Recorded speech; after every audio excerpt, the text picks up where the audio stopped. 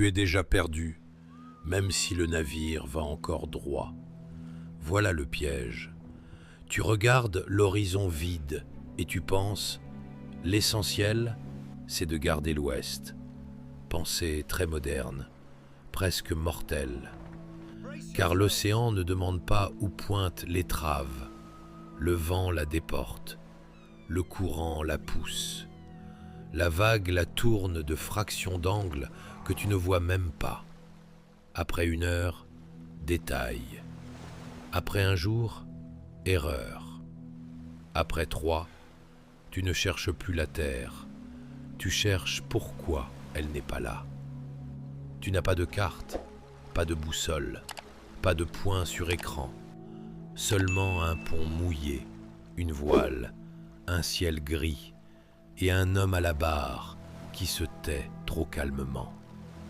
Il ne regarde pas là où tu regardes. Il lit le vent, la vague, la lumière, les oiseaux, l'odeur de l'eau et la mémoire de la route. Tu croyais que les Vikings traversaient l'Atlantique avec du courage. Non. Ici, le courage n'est qu'une façon de mourir plus sûr de soi.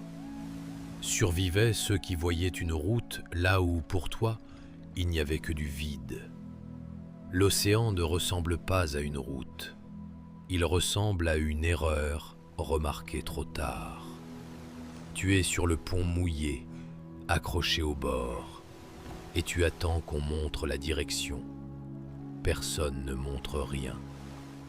Pas de flèche, pas de carte, pas de ligne vers la côte.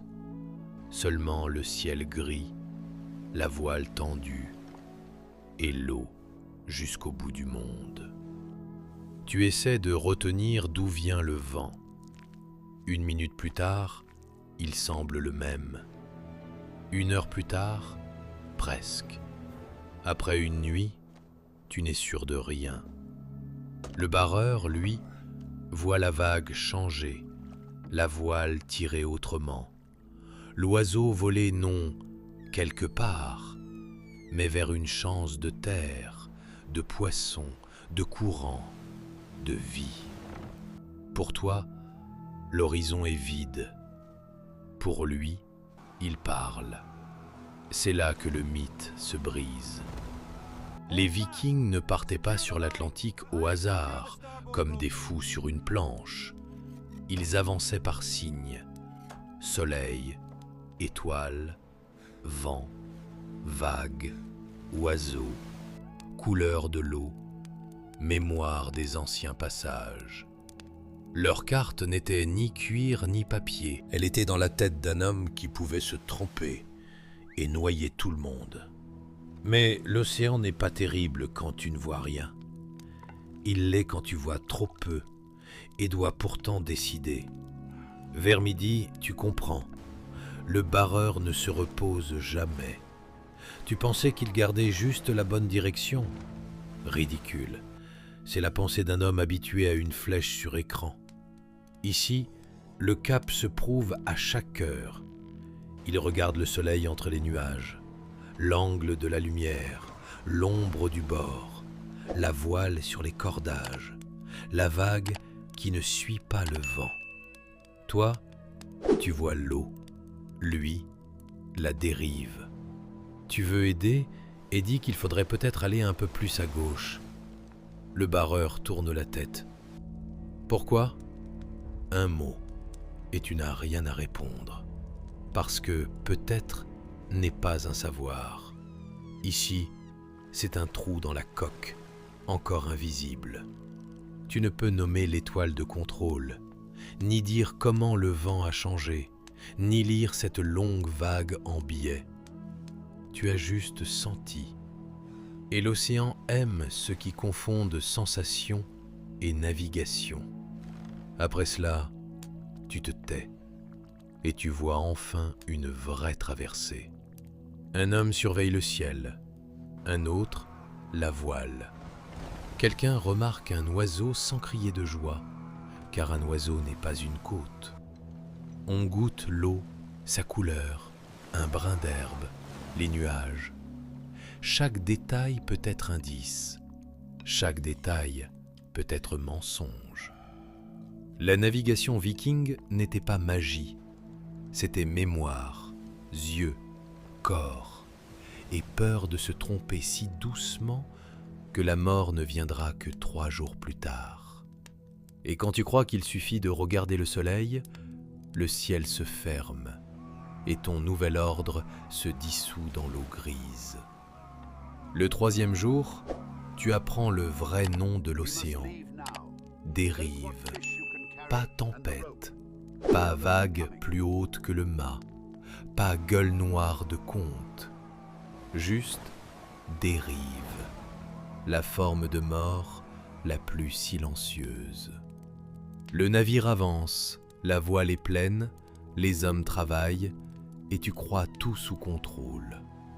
L'étrave regarde où il faut, donc vous allez où il faut. Encore une erreur moderne. En mer, l'étrave n'est pas une promesse, seulement une intention. Le vent vous pousse de côté, le courant vole la route par-dessous. La vague vous décale chaque heure d'une distance que l'œil ne craint pas. Le barreur corrige, encore, encore. De ces petits gestes dépend la terre, ou la grisaille vide. Tu ne l'aurais pas remarqué. Voilà pourquoi tu es dangereux, pas lâche, sûr de toi tant que l'erreur est petite. Le moderne voit l'écart en chiffres sur écran. Ici, il se lie au soleil, à la vague, au vent, à la mémoire du corps. Si tu ne lis pas cela, tu es aveugle. L'essentiel n'était pas de connaître l'Ouest. L'essentiel était de comprendre comment l'océan te vole ton Ouest à chaque heure. Mais même si tu apprends à lire la mer, il reste le pire outil de navigation. Les hommes qui commencent à avoir peur. La peur sur un navire ne crie pas tout de suite. D'abord, elle apparaît dans les pauses.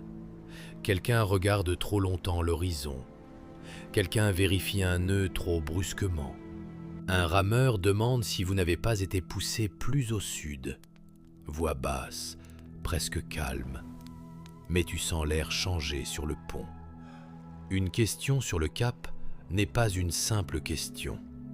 C'est une fissure dans la confiance. Toi aussi, tu veux demander « On va vraiment là-bas ?» Tu ne demandes pas. Tu es déjà plus intelligent. Car au milieu de l'Atlantique, le doute pèse plus que la laine mouillée. Si un homme a peur à voix haute, le second se rappelle que le soleil n'a pas paru depuis 2 jours. Le 3e compte l'eau restante.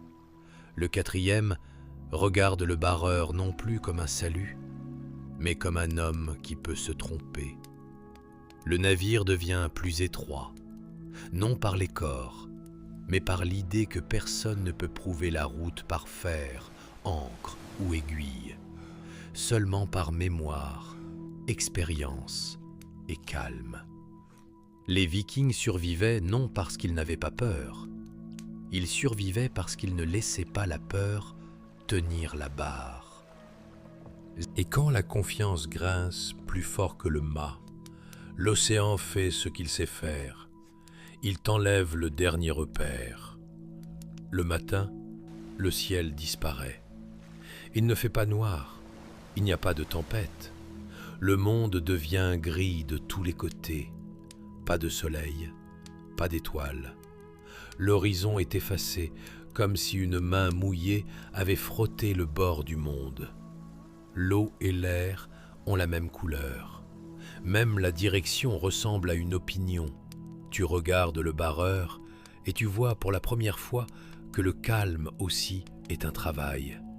Il ne panique pas. Cela ne veut pas dire que tout est clair. Cela veut dire qu'il n'a pas le droit de montrer le contraire. Quelqu'un parle d'une pierre qui, dit-on, trouve le soleil caché.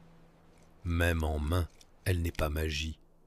Elle ne dira pas où est le Groenland, ne rendra pas la côte, n'annulera pas la dérive. Elle n'aide que celui qui sait déjà lire le ciel. Et toi, tu ne sais pas. Tu fixes le vide gris et tu comprends. L'homme moderne ne dépend pas de la carte. Il dépend de la confirmation, du point, du signal, de l'assurance que le monde doit expliquer où il se trouve. Ici, le monde se tait. Les réserves ne sont pas infinies. Les hommes sont fatigués. Le vent change. Chaque heure sans repère rend l'erreur plus lourde. Et maintenant reste la grande question. Combien de temps passera avant que tu comprennes que la Terre peut être proche, mais que tu ne sais déjà plus la trouver? Tu ne mourrais pas dans une tempête. Ce serait trop honnête. L'océan te tuerait plus doucement. Par une mauvaise conclusion le matin, par une nuit de dérive, par un jour où tu as décidé que le vent était presque le même, par une dispute avec le barreur, parce que ton cerveau du futur exigeait des preuves et que la mer ne donnait ni reçu, ni carte, ni notification. Tu attendrais un point sur l'écran. Le viking regarderait la vague. Tu chercherais une direction. Il chercherait l'écart. Tu verrais le vide. Il verrait que les oiseaux volent autrement, que l'eau a changé de couleur, que le vent porte une odeur et que les nuages à l'horizon ne sont pas là par hasard. Voilà pourquoi ils traversaient l'Atlantique sans carte ni boussole.